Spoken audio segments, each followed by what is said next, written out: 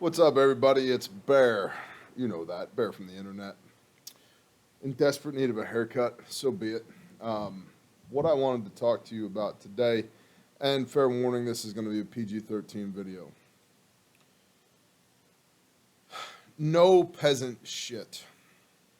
See, we have banners we like to hang around the office. It helps keep people in the appropriate mindset. And so, of course, we have this one up here. Nobody cares, work harder. That means everybody has excuses, everybody has reasons why it's not going to work. Cool story, bro. Work harder, make stuff happen. We've got this one over here. No peasant shit. And then we've got one over here. Be effective. Don't be busy. Be effective. Okay? So, no peasant shit. What do I mean by that?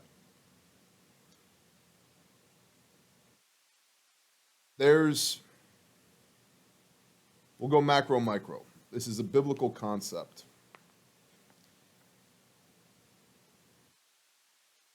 Exodus 19, verse 6, you will be for me a kingdom of priests and a holy nation. Macro, what do I mean by this? Why does that banner exist? Well, for me, we have over the last 5 years or so on YouTube and Patreon produced more than 4,000 videos about preparedness, faith, homesteading, team building, training, equipment, gear reviews, etc. And all that stuff's great. But if I have to shoot one more video about how to put food in buckets, I'm going to look for a tall building to jump off of. That's why the Prepper Classroom exists. It's a free playlist here. It's free, costs nothing. All the basic 101 level stuff broken down Barney style on a whiteboard. And I know that there's more and more people every day who are new to this channel and new to preparedness, right? And that's why that content exists. If you don't know where to start, start in the Prepper Classroom because it's basic foundational level stuff. But it's frustrating to me to have to try and figure out how to package the same old information for new people every day. And I honestly don't think it's very beneficial for those people who have been here since the beginning. You've heard me say 100 times that you should put food in buckets. Why to put food in buckets? How to put food in buckets? How much food? It's all in the Prepper Classroom. Understanding that contextually, preparedness is insurance. Preparedness mitigates risk. Insurance is an expense that one pays to mitigate risk, and that's what preparedness is. And our working definition here in the Bear Nation is preparedness is perpetuating normalcy for the people that we love. And that's been the focus of this channel for 5 years. How to perpetuate normalcy for the people that we love. But it's become more and more apparent over the last 5 years that many people have never completed the implied task in the first place. The implied task being establish normalcy so you have something to perpetuate. We don't have normalcy. How many of us have come from broken homes, bad parents, drug addiction, no finances, bad schooling experiences? Everybody. Every single one of us has training scars from a lifetime of battles. And so establishing normalcy is more important than maintaining normalcy. And the means with which one would maintain normalcy have been explored at this channel 4,000 times thus far. Which gets to, let's talk about establishing normalcy. What does that look like, right? How do we break generational curses? How do we be the family that doesn't end in divorce? How do we be the family that isn't poor, that does build generational wealth, that does actually move the ball down the field instead of just continuing to spin on the hamster wheel, right? And I by no means have all the answers to this. I'm still figuring that out myself. But just like preparedness, I've shared that journey with you, and I want to begin the process of sharing, establishing normalcy with you as well, because I think it's way more applicable because you're going to use it every day, unlike your food storage, which is break seal in case of emergency, right? Unlike your firearms, produce weapon in case of emergency. Emergencies are the exception, not the rule. So what about our everyday 90% context? Just trying to get through. And so that's where no peasant shit comes from. That's the macro concept of no peasant shit. Let's explore the micro a little bit. About every other week on Monday mornings, I'll go to the Refuge Medical Store and I'll do a CEO whiteboard for the teammates at Refuge. And we talk about all kinds of things, big level, strategic, overarching vision things for the company and for the individuals within the company. The company has to have a vision that's large enough to accommodate the vision of every single person inside of the organization. If it doesn't, the people within the organization will necessarily move outside of it to be able to accomplish their goals. They'll have no choice. So that requires the company's vision to be really big so that every person inside the company, their vision fits inside of it. And recently, when I asked the teammates at Refuge, what do y'all want in 2023? This is important, right? What's your vision? Really good answers. Get out of debt, pay off my truck, buy land, build a house, have more kids, right? And I explained to them that these are abnormal goals. This is an abnormal vision. In the best way possible, these are abnormal things. And to achieve abnormal goals, to fulfill an abnormal vision, requires abnormal work ethic, abnormal output, abnormal dedication, because if you continue to do the same things you've been doing, you're going to continue to get the same results that you've been getting, right? And so, of course, we talked about time management and Pareto principle, the 80-20 rule, and so forth and so on. Giftings, talents, delights, all those things. This is a little insight into CEO bear, by the way, which is not a bear you often find on camera, right? I keep most of that under wraps, or I have kept most of that under wraps to this point at this channel, because this channel is about preparedness, right? But again, begs the question, overarching, big picture, strategic, why do you need preparedness in the first place if your life is a shit show? What are you trying to perpetuate, right? No peasant shit. So, having these abnormal visions requires abnormal work ethic. Abnormal work ethic is not what a peasant does. And I'm sure a bunch of people are already furiously typing in the comments, offended that I would even deign to insult a single human being as a peasant. I've been one. I grew up poor. I learned the fine art of how to time food banks on a weekly basis as to who had what on what day. I also started working full-time at age 15. Started my first company at 17 with a $500 pickup truck and a $200 chainsaw.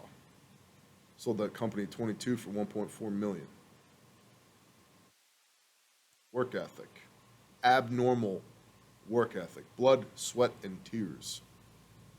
Make no mistake, I'm not rich. but I ain't poor either. And poor starts as a mindset. And it's only until the pain of being poor is greater than the pain of being not poor that people change. People break out of that peasant mindset and start to build themselves up so they can build up the future of their family, their legacy. Proverbs says it is a good man that leaves an inheritance to his children's children. And that inheritance is a physical thing.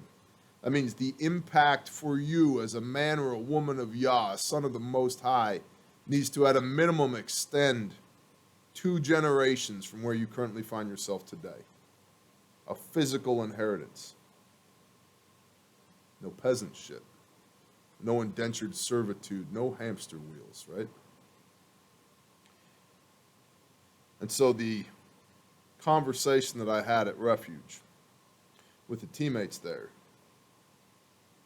stemmed around Proverbs 22, verse 7. The rich rule over the poor, and a debtor is a slave to their debt.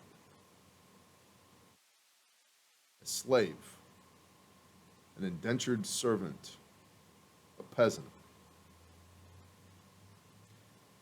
Well, if we are, Exodus 19, called to be a kingdom of priests and a holy nation, on the one hand, how does that square with indentured servitude, peasant shit on the other?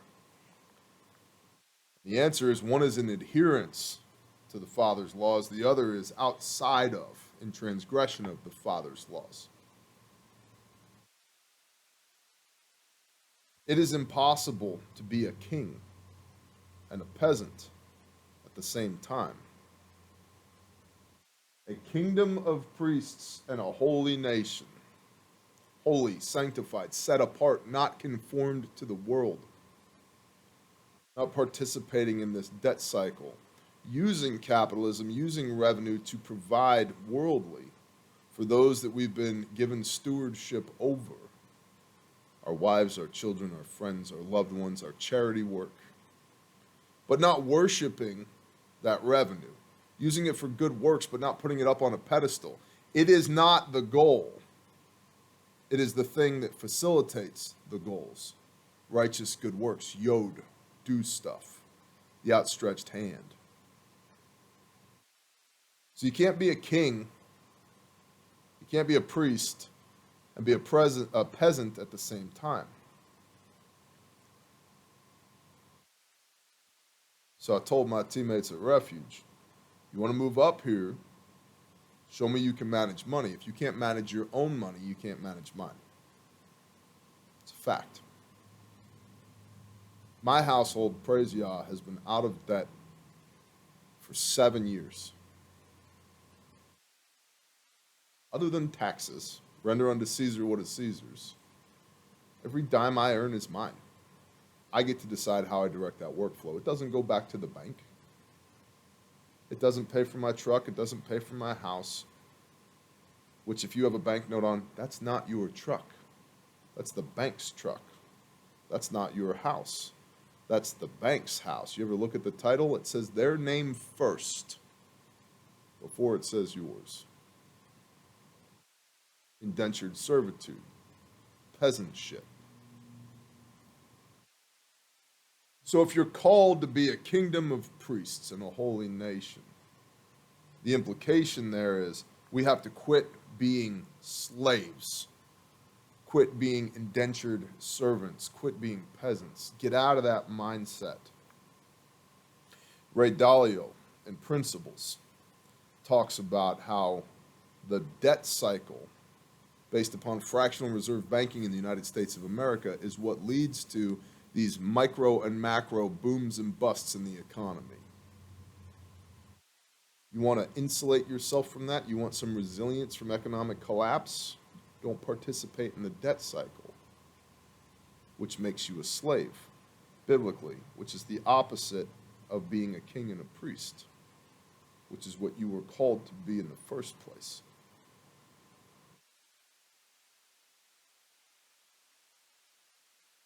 So tactically, practically, identify what your vision is. What do you want to accomplish? then reverse plan what it's going to take to get that. I want to buy land. How much land? How much is it an acre? 20 acres. I want 20 acres, and it's 5,000 an acre. Okay, that's $100,000. What's your timetable? 2 years. Okay, 24 months. You're going to have to put up 24 months, approximately $4,000 a month, $1,000 a week. What's your plan to come up with an extra $1,000 a week? And I can hear it. I can hear that on the keyboard already. That's impossible. I can't do that. I'm on fixed income. I can't. You're right. You can't. You're absolutely right. Peasant mentality. You're right. You can't.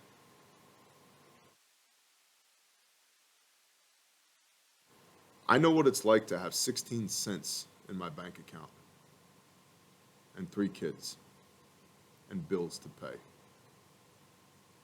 16 cents. There's 2 things that got me through that: the grace, the provision of the Most High, and work ethic. But never at one point did I think, I can't. Maybe I was indoctrinated by my dad when he told me as a kid, son, you can do anything you want.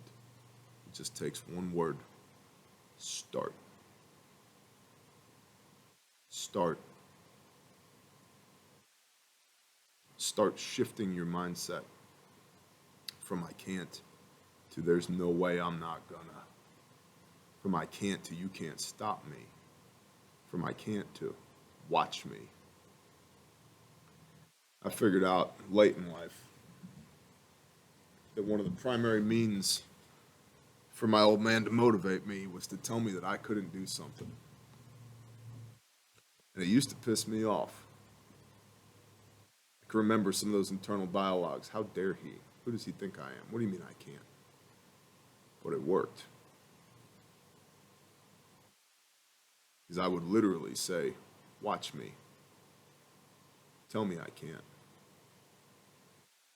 And I'm not any more special than anybody else. Except maybe I'm more stubborn than you. Maybe. That's it. But information is at your fingertips. Wisdom, you're surrounded by it.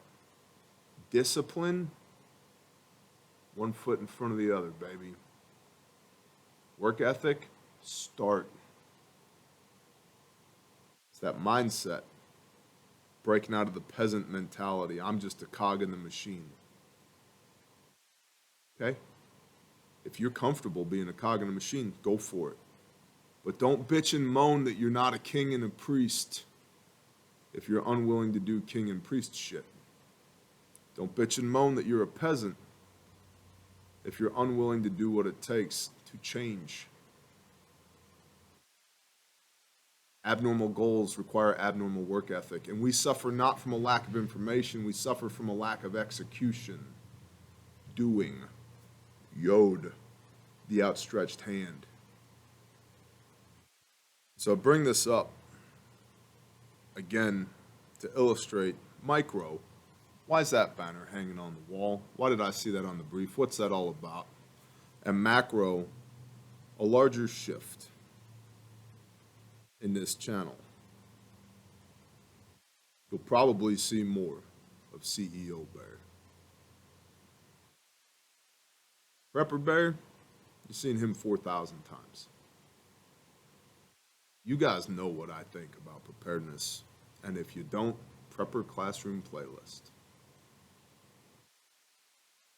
But I want to start sharing things with you all about how to establish normalcy so that it makes the preparedness context of maintaining normalcy relevant. How to break generational curses. How to get off the hamster wheel, get out of the rat race. How to quit being a slave. How to find your balls and use them. How to be the the man or woman that you were fearfully and wonderfully created to be in the first place.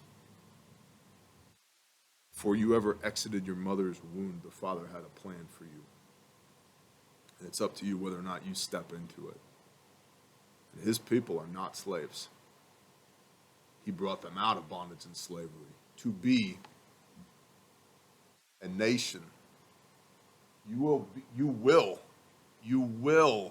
be for me a kingdom of priests and a holy nation. You will.